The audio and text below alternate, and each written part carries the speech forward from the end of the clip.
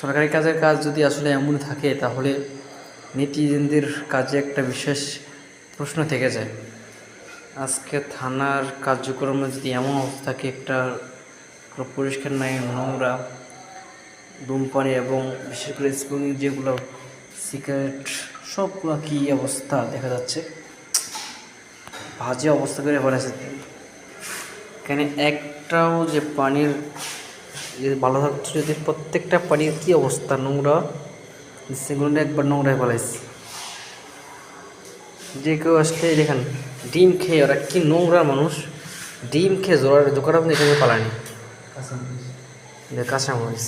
দেখুন কথা, এরা যদি পরিষ্কার না থাকে তারা জাতিকে এরা কী সাজেশন দেবে?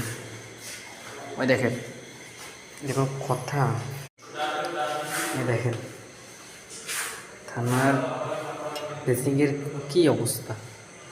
একটা বেসিং যদি এত নোংরা থাকে তাহলে সেখানে বাকি টিস্যু দেখেন, বেসিংয়ের পাশের টিস্যু, তারপর কি আছে যে এগুলো যদি ময়লা আবার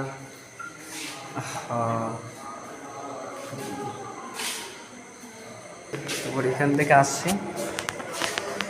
এই দেখেন, আমি আরও কিছু দেখাই, এই হচ্ছে টয়লেটের পাশ একবারে যে নোংরা একটা সালা রেখে দিয়েছে।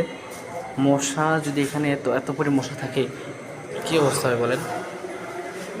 ময়লার ঝুড়ি একবারে মনে হচ্ছে এটা হাসপাতালের একটা অংশ বিশেষ।